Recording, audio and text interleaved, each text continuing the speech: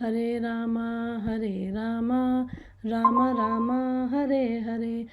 शिला प्रभुपाद की जय, शिला गुरुदेव की जय। हरे कृष्णा खुशी, हरे कृष्णा पूजा। हरे कृष्णा माता जी। हरे कृष्णा ओके, माता जी। हरे कृष्णा। तो आज हम रीड कर रहे हैं Shrimad Bhagavatam first canto chapter number 3 और श्लोक 7। तो कल हमने रीड किया था। अब यहाँ से भगवान के जो अवतार हैं, श्लोक नंबर 6 से भगवान के अवतारों का वर्णन शुरू हुआ है।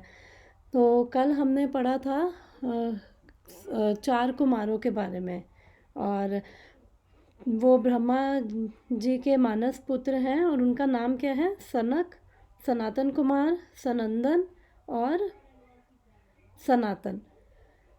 तो वो ब्रह्मा जी के 4 पुत्र हैं और ब्रह्मा जी ने उनको सृष्टि करने के लिए पैदा किया था। अपने उनके मानस पुत्र हैं, उनके माइंड से पैदा हुए थे। तो उन्होंने सृष्टि करने से मना कर दिया था। तो जो ये 4 कुमार हैं वो भगवान की ज्ञान शक्ति के अवतार हैं। और आज हम सेकंड अवतार के बारे में पढ़ेंगे, वर्स नंबर 7।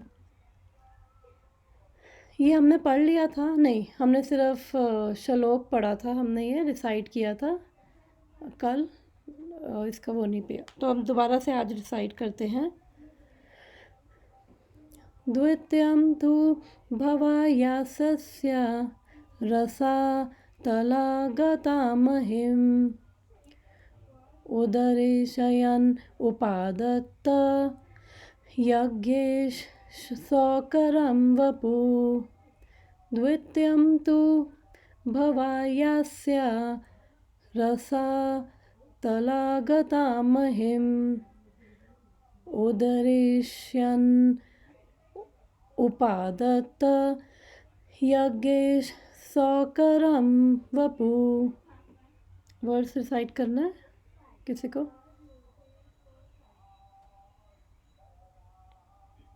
माता जी कोई नहीं कर रहा तो मैं करती हूँ। श्योर। द्व्यत्यं तु भवयस्य या रसातलागतं महिम् उद्धरिष्यान् उपदाता यज्ञेनेशा सौकरं वपु। Okay, thank you. तो एक बार इसका वर्ड मीनिंग भी देखते हैं। द्वितीयम द सेकंड, टू बट, भवाया फॉर द वेलफेयर, अस्या ऑफ दिस अर्थ, रसातला द लोएस्ट रीजन, गताम हैविंग गॉन, महिम द अर्थ, उदरश्यन लिफ्टिंग, उपादत्ता established, यगेश the proprietor or the supreme enjoyer, Saukaram hoggish, Vapu incarnation. Translation: The supreme enjoyer of all sacrifices accepted the incarnation of Bor, the second incarnation, and for the welfare of the earth he lifted the earth from the nether regions of the universe. समस्त यज्ञों के परम भोक्ता ने सूकर का अवतार, द्वितीय अवतार स्वीकार किया और पृथ्वी के कल्याण हेतु उसे ब्रह्मांड के रसातल क्षेत्र से ऊपर उठाया। तो अब यहाँ पे किसकी बात हो रही है? जो सेकंड जो अवतार हैं वो किस लिए आए? भवाया अस्या की वेलफेयर ऑफ दिस अर्थ, इस जो ये हमारी जो अर्थ है उसके कल्याण के लिए, इस पृथ्वी के कल्याण के लिए। और भगवान ने उसे कहाँ से उठाया? रसातल से। तो 14 लोग हैं जो ऊपर के, जो हमारे अर्थ के ऊपर के 6 लोग हैं वो उच्च लोक हैं और नीचे के जो हैं वो लोअर प्लैनेट्स हैं। तो जो हमारा ये यूनिवर्स है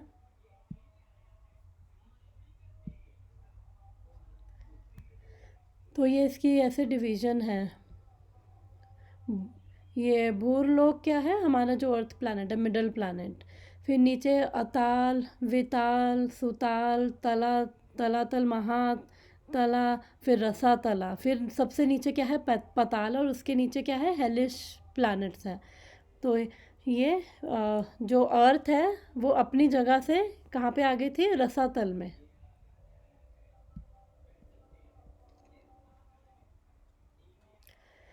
फिर उदरीश्यनु उपादता, यानी कि फिर भगवान ने उसको वहाँ से उठाकर उसको वापस स्थापित किया। और वो जिन्होंने ये सूकर जो क्या है ये किसको बोलते हैं, एक तरह से पिग बोल सकते हैं जो ये सूकर है। तो उस भगवान ने ये सौकरम वपु यानी कि सूकर का जो है अवतार लिया, और किसके लिए, पृथ्वी के कल्याण के लिए। माता जी यही रूप क्यों लिया है, कुछ स्पेसिफिक ये है या भगवान की इच्छा? भगवान की भी इच्छा है, और साथ में इन्होंने अब मुझे एग्जैक्टली नहीं पता ये रूप क्यों लिया है, क्योंकि हाँ ये रूप इसलिए लिया है क्योंकि सूकर का काम क्या होता है, जो पिग होता है वो क्या करता है, वो जितनी भी फिल्दी प्लेसेस हैं, जो गंदी जगह हैं, वहाँ पे वो वो वहाँ पे जाता है, वहाँ पे वो ऐसे स्मेल करता है ना, वो नाक से सूंघता है, फिर वहाँ पे गंदी जगहों में जाता है। तो इस वजह से अब जो अर्थ थी वो कहाँ, रसातल में, जो प्रभुपाद यहाँ पे लिखते कि वो फिल्दी प्लेस है, एक डर्टी प्लेस है। तो इसलिए भगवान ने वो सूकर का अवतार लिया, और फिर वहाँ पे हाथ मार के वहाँ से अर्थ को उठाया और वापस अपनी जगह पे एस्टैब्लिश किया। माता जी और एक क्वेश्चन, सॉरी। यस। अर्थ उधर धरातल में गई है तो वो किस लिए गई थी? तो प्रभुपाद लिखते हैं कि असुरों ने धकेला था, लेकिन और भी इसके पीछे वो आती है, मैंने जो सुना है कि जो ये हिरण्याक्ष है, हिरण्य का मतलब होता है गोल्ड, और अक्षा का मतलब होता है आइज़, कि हमेशा उसकी जो आइज़ है वो गोल्ड पे रहती थी, और वो उसको लोभ था, तो उसने मदर अर्थ को बहुत एक्सप्लॉइट किया था इस चीज़ के लिए। तो इसलिए अर्थ जो है वो डीस्टेबलाइज हो गई थी, अपनी जगह से वो हिल के फिर रसातल में चली गई। लेकिन प्रभुपाद लिखते हैं यहाँ पे कि असुरों ने धकेल दिया था, और कई जगह ये भी मैंने सुना कि हिरण्याक्ष ने ही धकेल दिया। तो वेरियस रीजंस हैं कि अर्थ, और कहते कि जब जब अर्थ को एक्सप्लॉइट किया जाता है, जैसे आजकल वो नेचुरल रिसोर्सेज कोल हो गया और ऑयल के लिए, तो काफ़ी एक्सप्लॉइट किया जाता है, तो उससे क्या है प्रॉब्लम्स फिर आती है, ये सारे अर्थक्वेक्स आते हैं, अपनी जगह से वो हिलती है। तो ये सारे नेचुरल डिज़ास्टर्स फिर होते हैं जब ऐसे मदर अर्थ को एक्सप्लॉइट किया जाता है। ओके, थैंक यू माता जी। तो purport by his divine grace ऐसी भक्ति वेदांता स्वामी शिला प्रभुपाद की जय, शिला गुरुदेव की जय, नरसिंह देव की जय।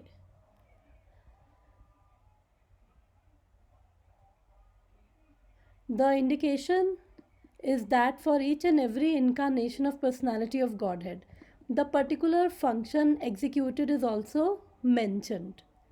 There cannot be any incarnation without the particular function, and such functions are always extraordinary.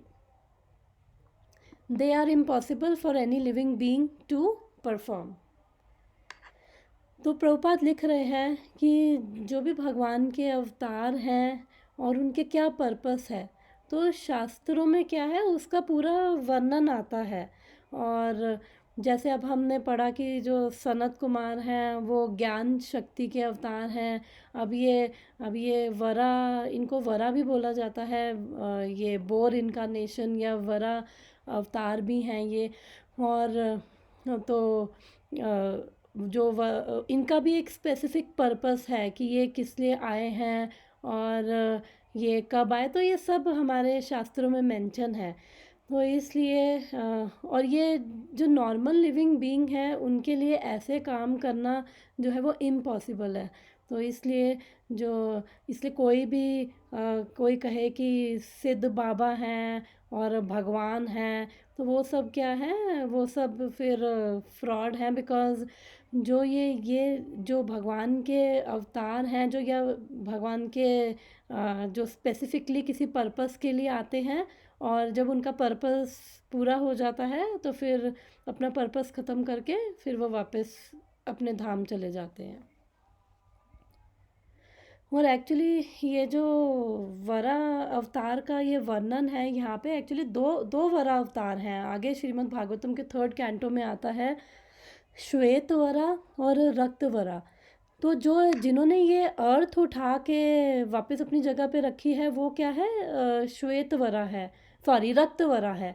और श्वेत वरा वो डिफरेंट, या तो वो आई थिंक डिफरेंट ब्रह्मा के दिन में आए थे, या फिर डिफरेंट किसी युग में आए थे। ये मे बी किसी डिफरेंट मनु में आए हैं। तो ये दोनों में डिफरेंस है। अब अभी जिनकी बात हो रही है वो रक्त वरा अवतार की बात हो रही है। The incarnation of Bohr was to take the earth out of Pluto's region of filthy matter. तो प्रभुपाद इसकी हिंदी में लिखते हैं कि शुकर का अवतार पृथ्वी को गंदे पदार्थ के रसातल भाग से बाहर निकालना था। गंदे स्थान से कोई चीज़ उठाना शुकर का कार्य है, और सर्वशक्तिमान भगवान ने यह आश्चर्य असुरों को कर दिखाया, जिन्होंने पृथ्वी को ऐसे गंदे स्थान में छिपा दिया था। तो अब यहाँ पे प्रभुपाद लिख रहे हैं कि असुरों ने पृथ्वी को गंदे स्थान में छुपा दिया था। और कई जगह जो मैंने बताया था उसका ये भी रीज़न है कि असुरों ने छुपा दिया था। कई जगह सुनने में आता है कि हिरण्याक्ष ने धकेल दिया था नीचे, और कई जगह सुनने में आता है कि हिरण्याक्ष ने इतना एक्सप्लॉइट किया मदर अर्थ को कि वो अपनी जगह से हिल के डिस्टेबलाइज होके वो नीचे खिसक गई। और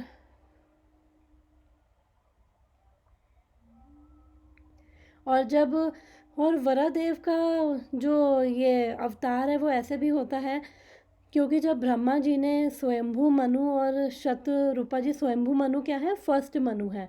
तो ब्रह्मा जी के एक दिन में 14 मनु होते हैं।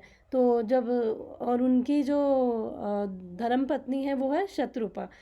तो जब उनको सृष्टि करने के लिए आगे उनको बोला, तो उन्होंने कहा कहाँ सृष्टि करें, हमारे पास जगह कहाँ है।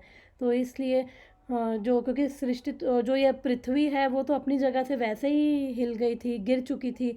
तो इसलिए फिर उस समय, अब ये वरा जो अवतार हैं वो ब्रह्मा जी के नाक से एक्चुअली एक पिंड के रूप में वो नाक से निकले, और फिर वो इतने बड़े होते चले गए, इतने बड़े होते चले गए कि वो खुद गर्भोदका सागर में इतने बड़े होके खड़े हो गए।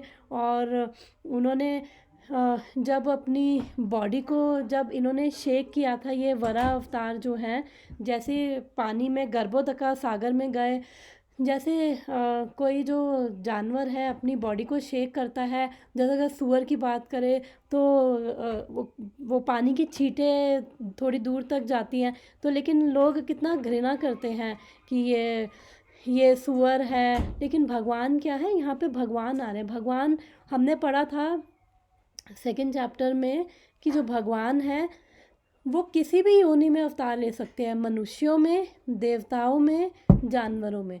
तो इसलिए भगवान को कोई लिमिटेशन नहीं है कि हमेशा वो मनुष्य में ही अवतार लेंगे। तो भगवान हर एक का जो, ये क्या कर रही है, भगवान जो हर एक का उद्धार करने के लिए, जो भी स्पीशीज़ हैं उन सब का उद्धार करने के लिए भगवान विभिन्न योनियों में प्रकट होते हैं, सॉरी जन्म नहीं लेते, प्रकट होते हैं, क्योंकि भगवान अजन्मा है, अजा है। भगवान कभी वो जन्म नहीं लेते। एक सेकेंड, हरे कृष्णा सुचरिता। हरे कृष्णा, सॉरी मैं भूल गई थी, सो गई थी। कोई बात नहीं। तो जो भगवान है वो कभी जन्म नहीं लेते, भगवान अजन्मा है, तो इसलिए भगवान प्रकट होते हैं अपने धाम से। तो इसलिए भगवान किसी भी योनि के अंदर वो अपना अवतार ले सकते हैं, और उनका फिर उद्धार करते हैं, चाहे वो किसी भी योनि में आए हैं। तो यहाँ पे भगवान ने वरा अवतार लिया, और ताकि वो पृथ्वी को वापस से अपने, मैं ये पिक्चर दिखाती हूँ, ये वरा जो देव हैं, उन्होंने वरा अवतार लेकर पृथ्वी का कल्याण किया। तो ये देख रहे हैं हम, तो ये जितने भी अवतार आ रहे हैं इस भौतिक संसार में, या गर्भोदक्षाई विष्णु या क्षीरोदक्षाई विष्णु से आते हैं। तो ये वरादेव है, तो वरादेव की जय। तो इन्होंने किस पे उठाया पृथ्वी को? अपने सींग से उठा लिया, जो इनके दो वो टस्क निकले हुए थे उसी से ही पृथ्वी को उठा लिया इन्होंने। तो ये इवन दो इन्होंने उस वो सूकर का रूप धारण किया, लेकिन स्टिल भगवान क्या है? भगवान ट्रांसेंडेंटल है। और जब भगवान ने पृथ्वी को उठा के अपनी जगह रखा और उसके बाद जब बॉडी को शेक किया, तो जो वो जल था वो देवताओं को, ऋषियों के लोक में गया और उस जल से सब पवित्र हो गए, देवता ऋषि, क्योंकि वो भगवान के शरीर से वो छू के वो जल उनकी तरफ गया। तो इसलिए भले ही वो सूकर का रूप उन्होंने धारण किया, लेकिन इस श्लोक में क्या लिखा है? वो क्या है? यज्ञेश। और यज्ञेश कौन है? कि जो सारे यज्ञों की जो ऑफरिंग्स हैं वो एक्सेप्ट कर रहे हैं। भगवान को यज्ञेश बोला जाता है बिकॉज़ भगवान क्या है? सब यज्ञों के भोक्ता हैं। जितने भी जो भी यज्ञ किए जा रहे हैं वो डायरेक्टली इनडायरेक्टली ना भी, जो भी नहीं भी जानता वो भी भगवान, अल्टीमेटली भगवान विष्णु, भगवान कृष्ण के लिए ही करते हैं, उनकी सेटिस्फैक्शन के लिए। और इन्होंने भले ही सूकर का रूप भी धारण किया, बट स्टिल ये यज्ञेश हैं। और जब ये पृथ्वी को उठा रहे थे तो उस समय हिरण्याक्ष आया, क्योंकि मैंने जब भगवत गीता पढ़ रहे थे तो मैंने बताया था कि जो हिरण्याक्ष था उसको अंदर बड़ी वो खुजली थी वो लड़ने की, क्योंकि वो अपने आप को बहुत पावरफुल समझता था। तो वो देवी देवताओं को उसने परेशान कर रखा था।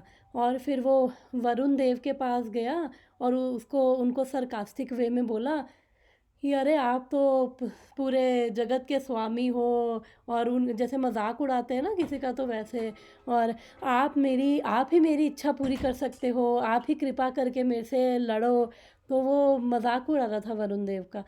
तो वरुण देव भी स्मार्ट थे, उन्होंने कहा कि अरे मेरे से क्या लड़ोगे, मैं तो वैसे ही बूढ़ा हूँ, अगर ये जो लड़ना है ना तो ज़रा विष्णु के पास जाओ, वो तुम्हें एकदम ठीक कर देंगे, वो एकदम राइट कैंडिडेट है तुमसे लड़ने के लिए। तो फिर जब फिर उसके बाद ये जब उधर गए विष्णु के पास, तो उस समय वो ये वरा अवतार में थे, तो वो अर्थ उठा रहे थे, तो वो लिटरली जो ये हिरण्याक्ष है उनको गालियाँ दे रहा था, भगवान विष्णु को, ये वरादेव को गालियाँ दे रहा था। तो वो सुनकर जो है विष्णु भगवान जो है वरादेव जी हैं, उनको अच्छा नहीं लगा, बिकॉज किसको गालियाँ सुनना अच्छा लगता है? भगवान भी, मैंने बताया था, भगवान भी पर्सन है, भगवान के अंदर इमोशंस हैं। इवन दो वो आत्मा राम है, वो इनसिक्योर नहीं है। हम लोग इनसिक्योर फील करते हैं और हम लोग दूसरों को ब्लेम करेंगे, या फिर उसके साथ लड़ना शुरू कर देंगे, या फिर उसको गाली बकना शुरू कर देंगे। तो भगवान ने ऐसा कुछ नहीं किया, भगवान के पास एक पर्पस था। तो भगवान ने वो जाके अपने सींग पे वो भूदेवी को भगवान ने उठाया। और जैसे मूवीज़ में भी होता है ना कि जब कोई विलन आते हैं, वो हीरोइन पे गंदे गंदे वो कमेंट मार रहे हो हीरोइन पे, तो हीरो क्या करेगा? पहले अपनी गर्लफ्रेंड को एक सेफ जगह पे उठा के वो रखेगा, जाओ एक सेफ जगह पे रखेगा, फिर उसके बाद आके पिटाई करना शुरू करता है। तो ऐसे ही बड़ा सुंदर वर्णन आता है थर्ड कैंटो में कि कैसे ये भगवान ने फिर भूदेवी को उठाया ताकि वो पैनिक ना कर जाए, वो डर ना जाए, क्योंकि इतना पावरफुल ये डीमन था। और ये कौन है? ये हिरण्याक्ष और हिरण्यकशिपु कौन है? ये भगवान के ही वो द्वारपाल है। तो मैंने वो स्टोरी बताई थी कि वैकुंठा के 7 गेट्स होते हैं, तो ये 7th वाला जो अंदर वाला गेट था, उसके अंदर ये जय और विजय 2 द्वारपाल थे। तो फर्स्ट इंस्टेंस तो ये हुआ था कि सबसे पहले तो लक्ष्मी देवी भगवान विष्णु ने बोला कि मैं आराम कर रहा हूँ, तो अभी किसी को अंदर नहीं आने देना। तो ये जय विजय जो है, तो उस समय लक्ष्मी देवी आई, उनको तक अंदर एंटर नहीं करने दिया। एटलीस्ट देखना चाहिए आप किसको वो कर रहे हो, पर वो भी अपनी आज्ञा का पालन कर रहे थे, उन्होंने लक्ष्मी देवी को एंटर नहीं करने दिया। लक्ष्मी जी को गुस्सा आया, तो फिर उन्होंने भगवान विष्णु से शिकायत की, ये देखो कैसे हैं, तो इनको पनिशमेंट मिलनी चाहिए। फिर भगवान ने कहा अब भगवान कैसे टाल सकते हैं बात। फिर उसके बाद ऐसी अपॉर्चुनिटी, ऐसी वो सिचुएशन बनी कि जब अब ये 4 कुमार जो थे ये आए, और ये 5 साल के बच्चे, ये बड़े नहीं हुए, क्योंकि इनको पता है कि हमें बड़े नहीं होना, हमें माया ना छुए, हमें भगवान की भक्ति करनी है। तो ये जब वैकुंठ के 7th गेट पे पहुँचे, तो जय और विजय ने रोक लिया। तो वो पूरा कन्वर्सेशन आता है, इनको अंदर नहीं जाने दिया। तो फिर उन्होंने बोला कि अरे वैकुंठ में कौन अंदर जाएगा, कौन जाके, भगवान विष्णु को कोई कुछ कर सकता है, तुम यहाँ पे जो ये गाइड कर रहे हो, यहाँ पे रोक रहे हो, उनको तो कोई छू भी नहीं सकता, और तुम हमें अंदर नहीं जाने दे रहे हो। फिर उन्होंने इनको श्राप दिया कि कर्ज किया। फिर उस समय भगवान विष्णु, वो जब भगवान विष्णु ने देखा गर्मा गर्मी चल रही है, वो बाहर आ गए। फिर उन्होंने इन 4 कुमारों से क्षमा मांगी। उन्होंने कहा जो आप भी मेरे भक्त हो, जो अपराध करता है मेरे भक्तों के प्रति, मैं खुद पे अपराध लेता हूँ। तो कैसे भगवान है, वो आके क्षमा मांग रहे हैं। फिर उन्होंने प्रार्थना करी कि देखो ये मेरे ही द्वारपाल है, भगवान अपने भक्तों से भी प्रेम करते, देखो इनको ज़्यादा जो आपने पनिशमेंट दी है वो मैं सैंक्शन कर रहा हूँ, लेकिन आप कृपा करना कि ये ज़्यादा देर तक मटेरियल वर्ल्ड में ना रहे, क्योंकि भगवान को भी अच्छा नहीं लगता ना अपने भक्तों के बिना। तो इसलिए भगवान ने भी अ, वो फिर उनको प्रार्थना की। फिर बाद में उन्होंने कन्वर्सेशन आती है, रियलाइज़ किया कि अरे कि हमने तो बहुत गलत किया। और जय विजय भी देखो कितने वो बड़े भक्त हैं, उन्होंने भी बिल्कुल भी वो विद्रोह नहीं किया। अरे हमें अब यहाँ से भगवान, उनका पतन नहीं हुआ। हम लोग जो विद्रोह करके आए, हमारा तो पतन हुआ है, लेकिन उनका जय और विजय का पतन नहीं हुआ, हम उनका फॉल डाउन नहीं हुआ। तो एक्चुअली एक और वो कथा आती है कि एक बारी भगवान विष्णु जो है, उनके मन में विचार आया कि मेरे को भी अब भगवान के अंदर भी सारी डिज़ायर है, हमारे अंदर भी डिज़ायर होती है ना, कभी हमारा लड़ने का मन करता है, कभी किसी से प्यार करने का मन करता है। तो भगवान का भी मन किया, अरे मेरे को ना लड़ने का मन है, पर अब मैं क्या करूं। तो अब यहाँ पे वैकुंठ में तो सारे ही वो भगवान को ऐश्वर्य भाव में भगवान की वो कर रहे हैं, तो यहाँ पे तो डीमन भी नहीं है, कौन लड़ेगा मुझसे। तो ये जय और विजय समझ गए थे कि अब हमारा स्वामी का ये भाव है। तो उन्होंने फिर प्रार्थना करी कि आपका जो भाव है, तो अगर हम उसमें सेवा कर सकते हैं, चाहे हमें कितने नरकों की यात्रा भी करनी पड़े, लेकिन हम आपकी सेवा करना चाहेंगे।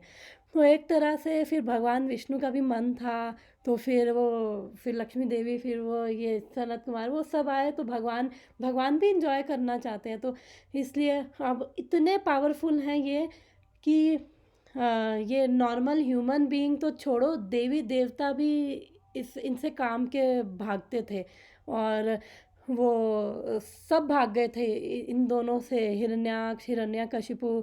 तो इनको इनको फिर हराने के लिए, इनसे लड़ने के लिए तो केवल भगवान को ही आना पड़ता। तो फिर वो अब अपना सूकर का रूप धारण करके आए और पृथ्वी को फिर हटाया। तो जब ये हिरण्याक्ष जो है, जब ये भगवान को गालियाँ दे रहा था, तो फिर भगवान ने उस टाइम तो कुछ नहीं बोला, जब पृथ्वी को अपनी जगह रख दिया, फ्लोट वो करवा दिया।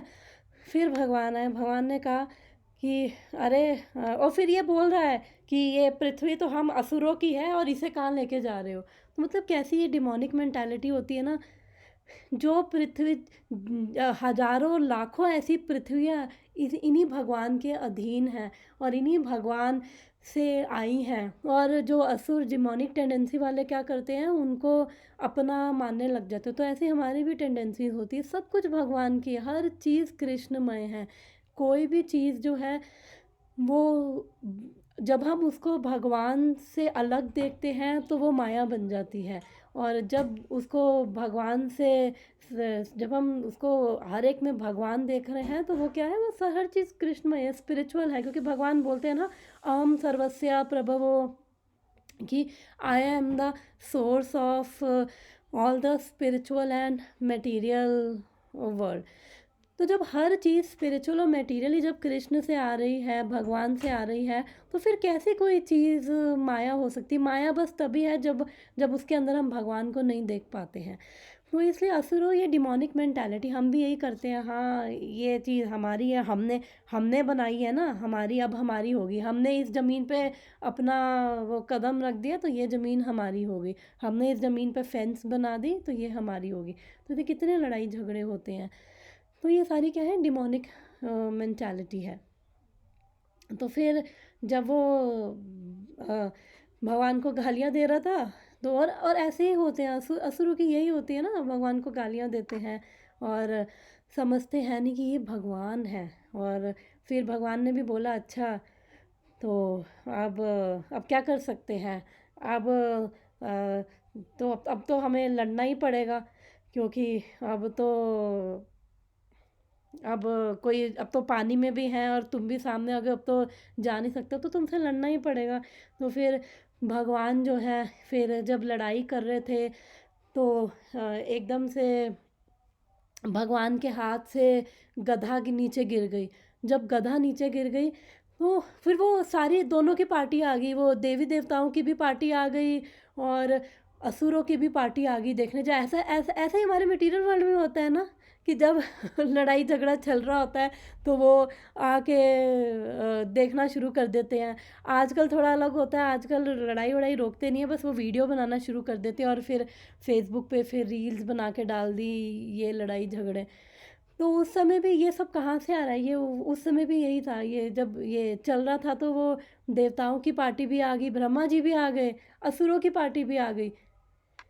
तो उसमें से ब्रह्मा जी को तो पता था ये स्वयं भगवान है, बाकी कुछ कुछ को पता था और कुछ को नहीं पता था ये भगवान है। तो कुछ तो प्रार्थना कर रहे थे, अरे ये इन्हीं की जय हो। और जब भगवान के हाथ से वो गधा उनके नीचे गिर गई पानी में, तो फिर वो ब्रह्मा जी तो टेंशन में आ गए। वो ब्रह्मा जी प्रार्थना करने लगे, अरे प्लीज़ भगवान इसके साथ खेलो नहीं, वो टाइम हो रहा है। क्योंकि जब इवनिंग होती है तो वो पावरफुल है, तो कई बार हम भी ऐसे डर जाते हैं, भगवान हमारे साथ हो, साक्षात भगवान है, इनको कोई कुछ कर सकता है क्या? तो ब्रह्मा जी भी टेंशन में आ गए, हम भी ऐसे टेंशन में आ जाते हैं कि अरे क्या होगा, एंग्जाइटी, डिप्रेशन। और भक्त भी आ जाते हैं, क्योंकि भक्तों को भी टेंशन हो जाती है, कई बार भूल जाते हैं कि अरे ये भगवान है, ये बहुत पावरफुल है और इनसे ऊपर कोई नहीं है, सब कुछ इनके हाथ में है। तो ऐसे ही ब्रह्मा जी भी टेंशन में आ गए, वो प्रार्थना करने लगे, प्लीज़ इसके साथ खेलो नहीं, इसको फटाफट मारो। तो फिर भगवान ने ब्रह्मा जी को देखा और हंसने लग गए। वो भगवान समझ गए टेंशन में आई है, तो भगवान ने कहा ठीक है, थोड़ा सा इंजॉय करके इसका काम तमाम करता हूँ। तो उसके बाद फिर जब भगवान की गदा गिरी तो ये जो हिरण्याक्ष है, फिर ये खड़ा हो गया कि ठीक है उठा लो अपनी गदा, लड़ेंगे। तो इसने फिर भगवान ने बहुत अप्रिशिएट किया कि वाह। और ये ब्रह्मा जी फिर टेंशन में प्रार्थना करें, अरे प्लीज़ ये सब मत करो, आप खेलो मत इसके साथ। तो उसके बाद फिर उसने त्रिशूल वो मारा, भगवान ने सुदर्शन से उसका वो त्रिशूल भी वो काट दिया। फिर उसके बाद उसने भगवान को छाती पे बहुत ज़ोर से पंच मारा। फिर उसके बाद ये वो टेंशन में थोड़े वो आ गए कि अरे शाम भी हो रही, देव प्रार्थना कर रहे हैं, देवी देवता भी घबरा गए, अरे ये क्या होगा। फिर भगवान समझ गए कि अब टेंशन का माहौल हो गया है, तो अब फिर भगवान ने खचाड़ के एक झापड़ मारा, उसी समय वो ढेर हो गया हिरण्याक्ष। फिर वो देवी देवता प्रार्थना करने लगे, वो फूल बरसा रहे हैं और बड़ा सुंदर वो वर्णन आता है इन वरा भगवान का। तो वरा भगवान की जय। तो भगवान क्या है, भगवान असीमित शक्ति वाले हैं और वो केवल लीला करते हैं। और फिर एक और भी आती है कथा कि भगवान ने पृथ्वी को उठाया, तो फिर जब उनको टच किया तो एक पुत्र का जन्म हुआ, नरकासुर। तो फिर बाद में उसने भौमासुर की एसोसिएशन ली, वो भी असुर बन गया। तो स्वयं भगवान और जो भूदेवी का पुत्र है वो खुद ही राक्षस बन गया। तो इसलिए गारंटी नहीं है कि जो भक्तों के बच्चे भी वही बनेंगे, भक्त बनेंगे। बट हाँ, यस, हम अपनी तरफ से उनके लिए भगवान से प्रार्थना कर सकते हैं, उनको उनकी जर्नी में असिस्ट कर सकते हैं। तो यस, ये तो इसलिए जो पृथ्वी है वो भी भगवान की ही शक्ति है। तो यहाँ पे इंटरेस्टिंग है ये वरादेव का वर्णन। तो हमने ये पढ़ लिया था। There is nothing impossible for personality of God, and all though he played the part of the boar by the devotees he is worshipped, staying always in transcendence. कि भले ही उन्होंने वो शुकर का उन्होंने वो रूप लिया, लेकिन स्टिल क्या है, वो पूजनीय है, वो भगवान है, वो दिव्य है, वो ट्रांसेंडेंटल है। वो किसी भी योनि में आए वो स्टिल भगवान है, और वो किसी भी वो रूप धारण करके आए वो हमेशा दिव्य, हमेशा वो ट्रांसेंडेंटल रहेंगे। तो इसके साथ ये सेकंड जो है वरादेव का जो है वो वर्णन यहाँ पे ख़त्म होता है। हम नेक्स्ट पढ़ते हैं। तो वरादेव क्या है, वो भी जो बेसिकली जो भगवान है वो कंपैशनेट हैं। तो भगवान टाइम टू टाइम आते रहते हैं इस भौतिक संसार में, कभी अपने अवतारों के थ्रू, कभी अपनी बुक्स के थ्रू, कभी अपने पास टाइम्स के थ्रू, और वो हमें अट्रैक्ट करते हैं ताकि हमारा भी उद्धार हो।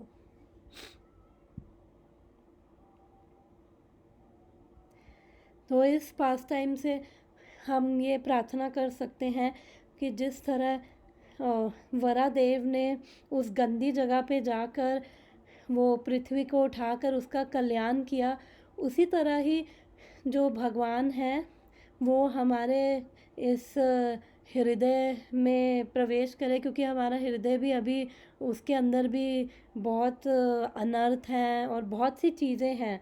तो हमारे हृदय के अंदर भी उसके अंधकार में अंदर जाके और उसके अंधकार को दूर करे, और हमारी जो ये कॉन्शियसनेस है इतनी डिग्रेडेड हो गई है, हमारी कॉन्शियसनेस को भी वहाँ से उठा के हमारी कॉन्शियसनेस भी भगवान एलिवेट करे, ताकि हम भी जो हैं भगवान की कृपा के पात्र बन सके।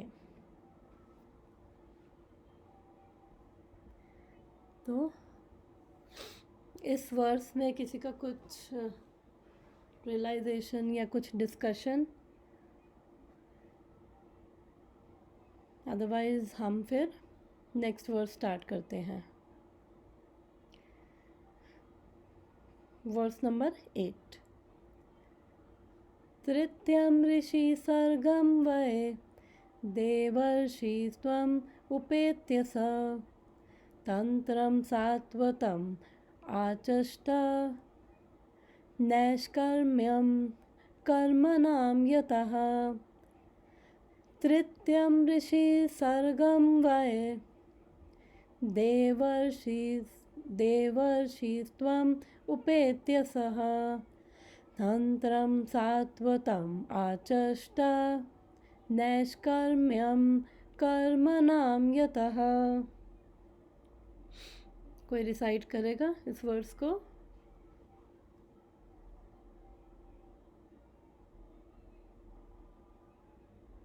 बहुत ऑस्पिशियस होता है ये जो माता जी ये मैं श्लोक है। श्योर श्योर कोई किसी को अगर करना है तो श्योर। तृतीयं रसि सर्गं वै देवासिद्वम् उपेत्य स तंत्रं सद्भातम् आकास्ता नैष्कर्म्यं कर्मणां यता। तंत्रं सात्वतम् आचष्ट नैष्कर्म्यं कर्मणां यता। Thank you. तो यहाँ बोल रहे हैं तृतीयम ऋषि सर्गम वै, कि जो अब ये थर्ड अवतार है वो ऋषि सर्ग में वो कौन है? देवर्षि त्वम उपेत्य स। यानी कि वही भगवान देवर्षि नारद के रूप में प्रकट हुए और नारद जी फिर ब्रह्मा जी के हृदय से फिर प्रकट हुए। मतलब कि जो ब्रह्मा जी के जो सुंदर विचारों के द्वारा और उनके अंदर भक्ति की शक्ति जो थी उसके द्वारा जो नारद जी हुए, और नारद जी क्या है, भक्ति के अवतार हैं। तो जैसे ये चार कुमार ज्ञान की शक्ति के अवतार हैं, तो नारद जी क्या हैं, भक्ति की शक्ति, क्योंकि वो हर जगह अपनी भक्ति की शक्ति अपनी भक्ति की शक्ति से वो प्रचार कर रहे हैं हर जगह। फिर तंत्रम सात्वतम आचष्टा, और फिर नारद जी ने जो पंच रात्रि नाम की जो वो सत्व तंत्र है उसको लिखा था, जो पंच रात्रि विधि जिसको हम बोलते हैं, वो नारद जी ने लिखा था। और उसको क्यों बोलते हैं, क्योंकि उन्होंने नारद जी ने उसको 5 नाइट्स में, केवल 5 रात्रि में लिखा था। और नारद जी को भगवान की भक्ति के बारे में, भगवान का जो भी भक्ति के बारे में सब कुछ, विग्रह और जो सब विग्रह सेवा और जो भी नियम वगैरह, वो सब नारद जी ने इस पंचरात्रि का विधि में सब कुछ लिखा। और माता जी उससे लिखा आपने कहा, सॉरी मैं ना वो बात करी थी तो मिस हो गया। ये नारद पंचरात्रा उन्होंने लिखा ये, और ये उन्होंने 5 दिनों में लिखा था नारद जी ने। तो ये जो भी हम वैष्णव हैं, ये नारद पंचरात्र की विधियां ही फॉलो कर रहे हैं एक्चुअली, और जो उन्होंने अपनी ये किताब में लिखा है वही हम फॉलो करते हैं वैष्णव, कि कैसे अर्चा विग्रह किया जाए, क्या रूल्स रेगुलेशंस, कैसे जो भी हम सब चीज़ें हैं वो उन्हीं से ही फॉलो कर रहे हैं। तो उसका क्या फ़ायदा हुआ, नैश कर्म्यम कर्मणा यता, कि हम इस जगत में जो कर्म करते हैं लेकिन उससे क्या है, इन्फेक्ट नहीं होंगे अगर हम इसके अनुसार चले, मतलब कि कर्मों के द्वारा बंधन में नहीं पड़ेंगे। तो जो कर्म है, जो कर्म को अगर भगवान के लिए करते हैं तो फिर उससे बंधन में नहीं पड़ेंगे। तो इसलिए जो यहाँ पे हिंदी में है,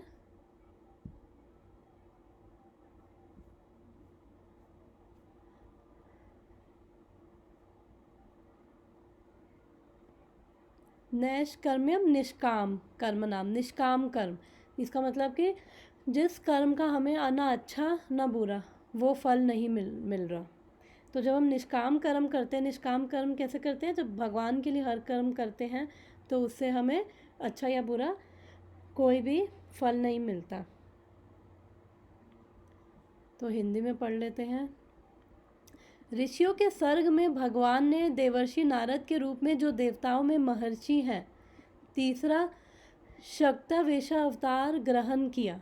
उन्होंने उन वेदों का भाष्य संकलित किया जिसमें भक्ति मिलती है और जो निष्काम कर्म करने की प्रेरणा प्रदान करता है। In the millennium of rishis, the personality of Godhead accepted the third empowered incarnation in the form of Devarshi Narad, who is the great sage among the demigods. He collected expositions of Vedas which deal with devotional service and which inspire non-fruitive action, यानी कि निष्काम कर्म। तो एक paragraph है इसका, शिला प्रभुपाद की जय। The great Rishi Narad, who is an empowered incarnation of personality of Godhead, propagates devotional service all over the universe. All the great devotees of Lord all over the universe and in different planets and species of life are his disciples. तो प्रभुपाद क्या बोल रहे हैं कि वो भगवान के शक्तवेशा अवतार हैं और उनका मेन पर्पस क्या है, इस भक्ति को हर जगह इसका प्रचार करना, इस भक्ति को। तो अगर हम देखें तो नारद जी की बहुत सारी ऐसे वो कथाएं आती हैं जिनमें नारद जी ने बहुत भक्तों को बहुत अलग अलग, वो एक जगह तो बैठते नहीं, वो कभी किसी यूनिवर्स में कभी किसी प्लैनेट में वो घूमते रहते हैं और वो घूम घूम के क्या कर रहे हैं, भक्ति का प्रचार कर रहे हैं। तो हमने ध्रुव महाराज की भी सुनी थी कहानी, कथा। तो उसके अंदर भी ध्रुव महाराज को किसने वो गुरु बन के उनको प्रेरणा दी थी, भक्ति का प्रचार किया, वो नारद जी थे। तो इवन दो उनके अंदर भौतिक इच्छा थी, लेकिन स्टिल नारद जी ने उनको भक्ति दी। ध्रुव महाराज हो गए प्रहलाद महाराज। अब प्रहलाद महाराज के केस में तो हाँ, नारद जी केवल जिनको देख रहे हैं उनको उनको ही नहीं भक्ति दे रहे, जिनको नहीं भी देख रहे उनको भी दे रहे हैं। बिकॉज प्रहलाद महाराज के केस में क्या हुआ था, जब हिरण्यकशिपु तपस्या के लिए गया था, तो जो उसकी वाइफ थी कयादु, वो उस समय प्रेग्नेंट थी। तो उनको पता था देवताओं को कि ये बहुत ही भयानक है, बहुत परेशान करते थे देवताओं को। और उनको पता था ये तपस्या करके आएगा तो इसने तो और तबाही मचानी है। और इसका जो ये अब ये ऐसा है, बाप ऐसा है, तो फिर बेटे से क्या उम्मीद की जाए। तो बेटा इससे भी बड़ा होगा राक्षस। तो उन्होंने क्या किया, उसको मारने की कोशिश की। इंद्र ने कयादु का जो गर्भ था उसको नष्ट करने की कोशिश की थी। फिर उस समय नारद जी आए और नारद जी ने बोला, अरे नहीं नहीं, ये गलत काम मत करो, चिंता मत करो, ये भक्ति होगा। तो फिर नारद जी ने बताया और फिर उन्होंने कयादु को आश्रम में लेके गए और उन्होंने कहा मैं तुम्हारी रक्षा करूँगा। तो उन्होंने पूरा उनको ज्ञान दिया, भक्ति का ज्ञान दिया। तो तब जो प्रहलाद महाराज थे वो उनके गर्भ में थे, माँ के पेट में थे प्रहलाद महाराज। तो कयादु तो थोड़ी वो मतलब उसको इतना इंटरेस्ट नहीं था, क्योंकि उसको टेंशन थी कि मेरा बस जो पुत्र है वो बच जाए, उसको कोई हानि ना पहुँचे। तो उसने तो इतना ध्यान से सुनने में इंटरेस्ट नहीं लिया, लेकिन स्टिल नारद जी ने प्रचार किया कि अगर कोई एक भी अगर सुनने वाला हो, तो जो प्रचारक है उसका काम है हमें तब भी प्रचार करना है। ये नहीं देखना कि जब तक कंडीशन नहीं लगानी कि जब तक 10 लोग 100 लोग नहीं आएंगे तब तक प्रचार नहीं होगा। तो अगर एक भी कोई सुनने के लिए, तो नारद जी ने बड़ी एंथुजियाज़म से वो प्रचार किया। और फिर प्रहलाद महाराज ने बहुत वो वो गर्भ में बहुत अटेंटिव हो के वो सब भक्ति सुनी। तो वो गर्भ से ही वो भक्त बन के ही वहाँ से निकले, गर्भ से प्रहलाद महाराज। तो जो नारद जी हैं, फिर उन्होंने वो उनकी कृपा से वो भी उनके गुरु थे प्रहलाद महाराज के। और 5 साल में वो भक्ति की बातें करते थे तभी। अब कल नरसिंह चतुर्दशी है और बहुत ही ऑस्पिशियस दिन है। और फिर हम सबको पता है कि ये जो नरसिंह देव का जो पास टाइम है, कि जब हिरण्यकशिपु ने पूछा कि नारद सॉरी ये प्रहलाद महाराज से कि उनको स्कूल में भेजा था, जब वो 5 साल के थे उनको स्कूल में भेजा, किसके स्कूल में भेजा था? ऑब्वियसली राक्षसों के स्कूल में। और क्योंकि वो विष्णु से तो असुर नफरत करते हैं। तो और उनके गुरु को थे, कौन थे? षंड और अमरका। और ये कौन है? ये शुक्राचार्य के पुत्र हैं। और शुक्राचार्य कौन है? राक्षसों के गुरु हैं। तो उन्होंने षंड और अमरका के पास भेजा था और वो वहाँ पे भी जाके भक्ति की बात करते थे। और जो उनके ये फ्रेंड्स थे उनकी एज के, तो जब वो षंड और अमरका के सामने ये बोलते थे कि ये भक्ति की बात करते थे, तो वो बोलते थे उनके टीचर्स कि अरे ये विष्णु तो हमारे एनिमी है। फिर वो बोलते थे अरे कोई फ्रेंड नहीं है, कोई एनिमी नहीं है, और वो भगवान है। वो ऐसी बातें करके वो बताते थे। वो जो उनके फ्रेंड्स खेलने में मस्त होते थे, तो वो बोलते थे अरे हमारे साथ आके खेलो। तो वो कहते थे नहीं, इन सब चीज़ों में नहीं पढ़ना। वो कहते थे हमारे टीचर बोल रहे हैं, वो तो हमारा दुश्मन है विष्णु। तो उन्होंने कहा नहीं, वही हमारे केवल हितैषी हैं, हमारे वेल विशर हैं। और ये जो ये हमारे ये एनिमी फ्रेंड, किसी ने हमें कष्ट दिया, ये हमारे ही माइंड की वजह से। कोई हमें कष्ट नहीं दे सकता, कोई हमारे साथ बुरा नहीं कर सकता। वो लोग केवल इंस्ट्रूमेंट हैं। तो वो सब नारद जी जब देते थे, फिर जब ये हिरण्यकशिपु ने उनसे पूछा क्या सीखा अपने टीचर से, तो उन्होंने नाम नहीं लिया टीचर का। उन्होंने बोला उन्होंने वही भक्ति की बातें करी। वो 7th कैंटो में आता है ये प्रहलाद महाराज का पूरा। तो उन्होंने भक्ति की बातें करी। तो फिर उन्होंने बोला हिरण्य, फिर वो हम सब जानते हैं कि हिरण्यकशिपु को गुस्सा आया, उसने अलग अलग यातनाएं दी प्रहलाद महाराज को। तो कभी उसको वो उनके आगे सांप के आगे डाल दिया, कभी जो हाथी के पैर से दबाने की कोशिश करी, कभी उनको जलाने की कोशिश करी, कभी उनको वो गरम तेल के कढ़ाई में वो फ्राई करने का कोशिश किया। लेकिन वो नारद जी कह रही हूँ, वो प्रहलाद महाराज ने बिल्कुल प्रोटेस्ट नहीं किया और एक भी बार ये गाली नहीं दी कि कैसे भगवान हो तुम, और देखो मेरे को यहाँ पे ये फ्राई कर रहे हैं, ये कर रहे हैं और तुम आराम से देख रहे हो। एक भी बार उन्होंने ऐसे नहीं किया। उनको अंदर भगवान पे पूरा फेथ था। तो इसलिए भक्ति में हमें भी कष्ट आएंगे। तो जब जब जब भक्तों को, बड़े बड़े भक्तों को तो बड़े बड़े आएंगे ना, वो उनका ऊंचा लेवल है। तो हम जैसे छोटे मोटों को तो जो एकदम बिगनर हैं, स्टार्टिंग कर रहे हैं, फिर उनको छोटे मोटे भी आएंगे। तो जब भगवान साथ होते हैं तो उनको, जब हम हृदय में साथ रखते हुए, पूरा विश्वास रखते हुए, जो भी सिचुएशन आ रही है भगवान से प्रार्थना करते हुए कि भगवान जो भी सिचुएशन है, give me strength to accept your will, whatever your will is, जो भी आपकी इच्छा है वो हो, और मैं ऐसा कर्म करूं कि जिससे आपको प्रसन्नता मिले। ऐसी सिचुएशन में भी कृष्णा मेरे में स्ट्रेंथ नहीं है, आई एम सॉरी, लेकिन still you are the one, empower me to act in a way which is pleasing to you. तो जब हम ऐसी सिचुएशंस में जब हम भगवान से प्रार्थना करते हैं तो भगवान बड़े प्रसन्न होते हैं, क्योंकि वो देखते हैं, क्योंकि माया आएगी ना, माया तो इधर उधर वो हिलाएगी ना, माया कहेगी ना अरे क्यों लगे हो यहाँ पे, जाओ यहाँ से, जाओ ये लो।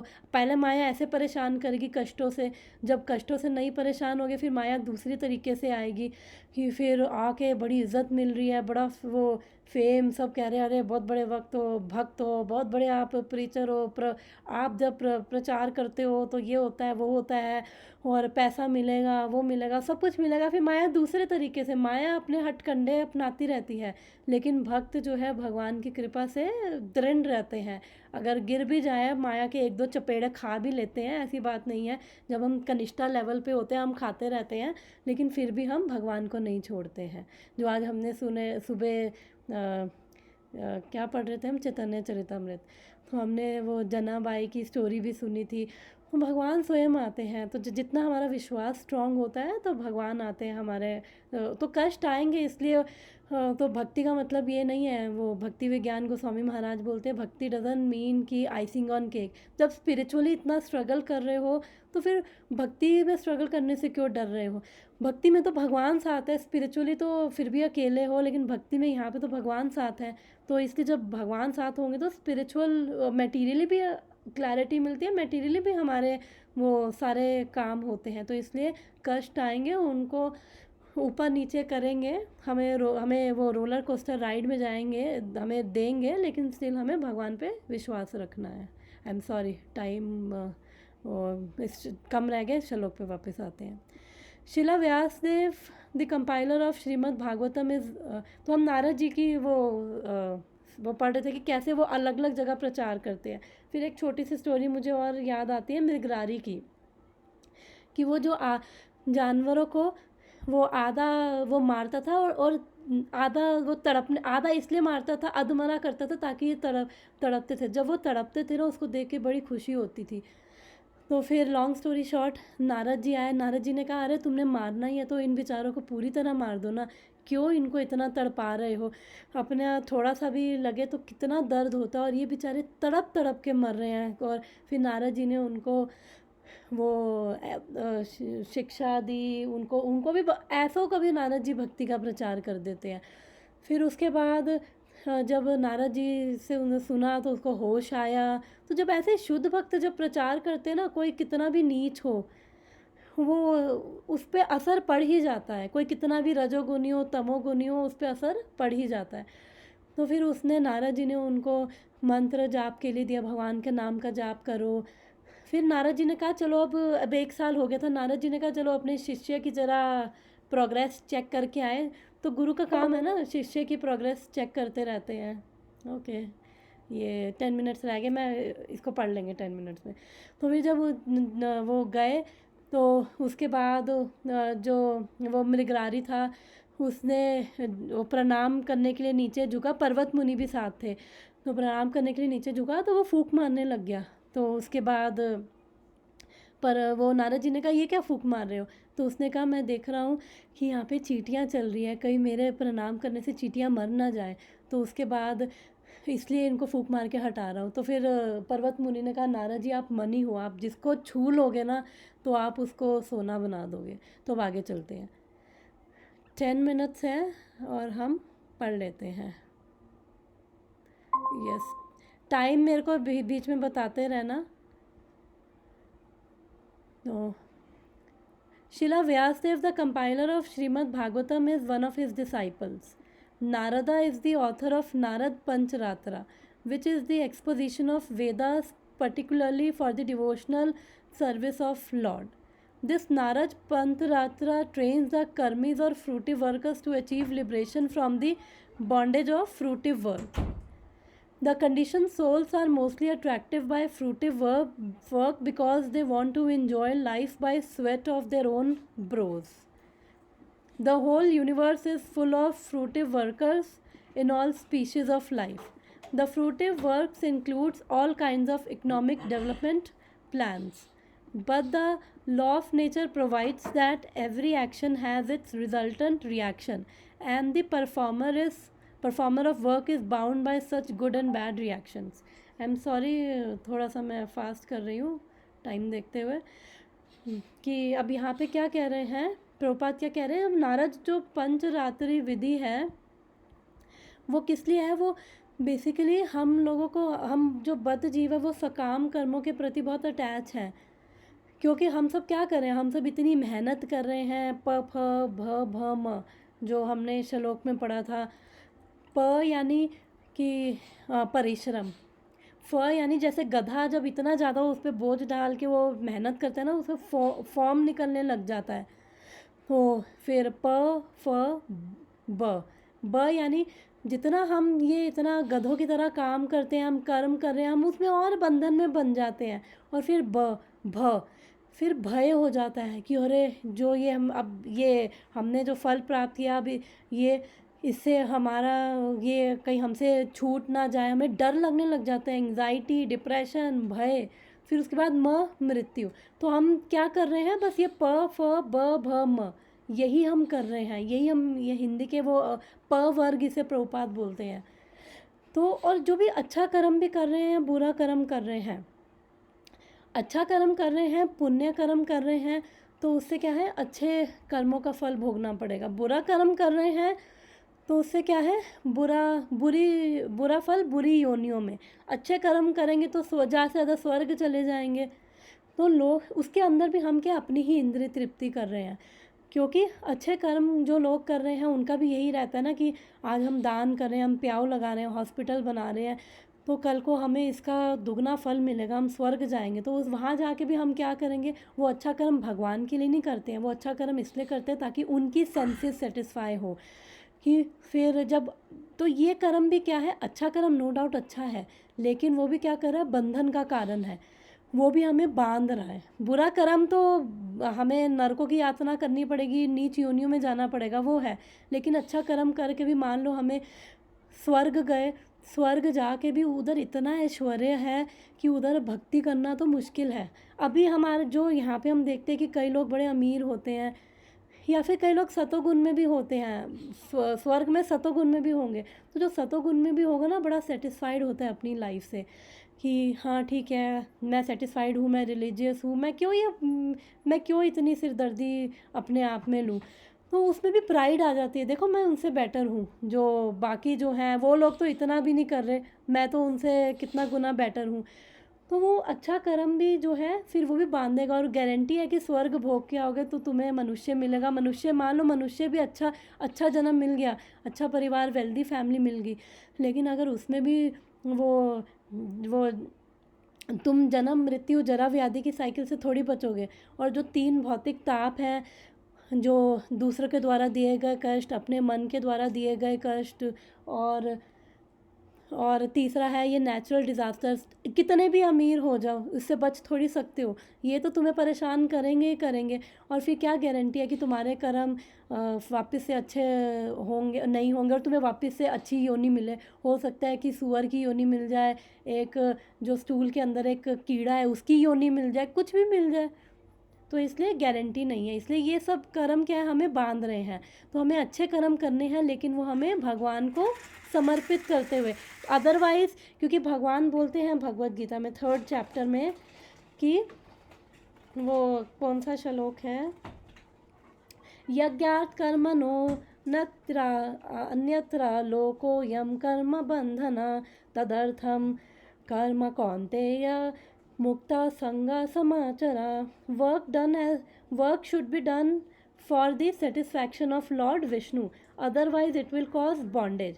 इसलिए जो भी कर रहे हैं, चाहे हम ऑफिस का काम, घर का काम, जो भी कर रहे हैं, हम हमें भगवान को सेंटर में रखते हुए, भगवान को ऑफर करते हुए। 4 मिनट है, थोड़ा सा और खींच लेते हैं। But material conditions either in so-called happiness or distress are meant for ultimately distress only. तो प्रभुपाद कह रहे हैं कि मटेरियल कंडीशंस चाहे हम कितनी भी हैप्पीनेस के पीछे भाग रहे हैं या किसी भी चीज़ के पीछे भाग रहे हैं, वो अल्टीमेटली हमें क्या है, वो खुशी भी पूरी तरह से हमें खुशी नहीं, उसमें भी दुख मिश्रित होता है, अल्टीमेटली वो भी डिस्ट्रेस ही हमें देती है। Foolish materialists have no information on how to obtain eternal happiness in unconditional state. Shri Narada informed those foolish fruitive workers how to realize the reality of happiness. He gives direction to diseased man of how one's present engagement can lead to the path of spiritual emancipation. The physician directs the patient to take treated milk in the form of curd for his suffering for indigestion due to his taking another milk preparation. So the cause of disease and the remedy of disease may be the same, but it must be treated by an expert physician like Narada. तो वो कह रहे हैं यहाँ पे कि इस जगत में जो भी हम कर रहे हैं वो बेसिकली उससे हम इस जगत में और फंसते जा रहे हैं। ये जो ये भौतिकवादी हैं वो ये चीज़ समझ नहीं रहे हैं और हम कष्टों में रह रहे हैं। इसलिए जब हम समझ जाएंगे, बेसिकली जैसे हम सपने में देखते हैं ना कि कई बार ऐसे भयानक भयानक सपने आते हैं, कितनी परेशानी चल रही होती है और फिर उसमें इतना परेशान हो जाते हैं, रोने पिटने लग जाते हैं, फिर जैसे ही नींद से उठते हैं फिर देखते हैं अरे ये सपना है। तो ऐसे ही जब हमारी अविद्या का नाश होगा ना, तब पता चलेगा कि अरे ये तो एक सपने की तरह है। और फिर तो नारद जी भी यही कहते हैं, जब अविद्या का नाश होगा ना तब रियलाइज़ करेंगे कि जो भगवान के साथ जो भक्ति में जो वो प्रेम का जो सुख है ना, वो कितना हाईयर सुख है। तो इसलिए फिर यहाँ पे वो बोल रहे हैं कि जब डिजीज़्ड होते हैं, जब बीमार होते हैं, तो जब डॉक्टर के पास जाते हैं तो वो कहते हैं कि दूध से बनी हुई वस्तु को मत खाओ, लेकिन उसका इलाज भी, क्योंकि पेट उससे और ख़राब होगा, दस्त लग जाएंगे, तो वो उसका इलाज भी क्या दे रहा है कि उसका इलाज भी दूध से बनी हुई वस्तु यानी दही दे रहा है। तो इसलिए वो कह रहे हैं कि रोग का कारण और उसका उपचार एक ही हो सकता है। हमारा रोग का कारण क्या है, अविद्या है, और उसका उपचार क्या है, उसका उपचार भी वही है कि हमें जो हमारा रोग का कारण अविद्या है उसका उपचार क्या है, हमें वो फिजिशियन के पास जाना है। तो हमें ऐसे गुरु के पास जाना है जो हमें ये नारद जी के समान जो ऐसे हमें हमारा जो ये रोग है अविद्या का उसको दूर कर सके। भगवत गीता का यही उपदेश है कि अपने श्रम के फल से भगवान की सेवा करनी चाहिए, इससे नैश कर्मम या मुक्ति का पथ सुलभ हो सकता है। तो जब हम भगवान के लिए कोई कर्म करते हैं तो उससे हमें बंधन नहीं लगता है, और हम अकर्म कर रहे हैं क्योंकि उससे हमें कोई इम्प्रेशन नहीं बन रहा है। अदरवाइज़ मटेरियल कर्म कर रहे हैं तो उससे हमारा मटेरियल इम्प्रेशंस बन रहे हैं, और वो इम्प्रेशंस, वो संस्कार से हमारी प्रवृत्तियां बन रही हैं जो हमें वापस से और वही सेम कर्म करने के लिए प्रेरित करती है, वापस से हमें फोर्स करती है। क्योंकि जैसे मेरी आदतें बन जाएगी फिर मैं उसके वैसे ही मैं काम करूँगी। मैं किसी चीज़ में ईजिली चिढ़ जाऊँगी, मेरी आदत बन चुकी है, मेरा स्वभाव बन चुका है। तो जब भगवान के लिए कुछ करते हैं तो स्पिरिचुअल इम्प्रेशंस बनते हैं, और वो स्पिरिचुअल इम्प्रेशंस जो हैं फिर वो हमें फर्दर इन कर्मों में बांधते नहीं हैं, और हम इस कर्मा की साइकिल से मुक्त हो जाते हैं। तो इस वर्ड्स का यही बता रहे हैं कि हमें हमें नारद जैसे एक्सपर्ट गुरु की शरण में जाना है, और उनसे हमें अपने जो ये बीमारी है उसका ट्रीटमेंट उनसे करवाना है। तो बेसिकली हमें भक्ति करनी है, और भगवान हर चीज़ जो है केवल भगवान के प्रसन्नता के लिए करनी है। चाहे हम ऑफिस का काम कर रहे हैं, घर का काम कर रहे हैं, घर में झाड़ू मार रहे हैं, हम कुछ भी कर रहे हैं, हमें केवल हमें उसमें भगवान को सेंटर में रखते हुए, कि ये बोलते हुए कि हे कृष्ण ये आपको समर्पित। जब हम खाना खा रहे हैं तो उसको भगवान को भोग लगा के खाना है, तो वो प्रसाद बन जाएगा। ऐसे ही हर कर्म भगवान को समर्पित करते हुए करेंगे, तो उससे हम कर्म के बंधन में नहीं फंसेंगे, और इस जन्म मृत्यु जरा व्याधि की साइकिल से हम छूट जाएंगे, और हम भगवान के धाम चले जाएंगे। और एक्चुअली में जो रियल सुख है वो केवल भगवान की भक्ति में है, रियल सुख। तो thank you so much. Hare Krishna.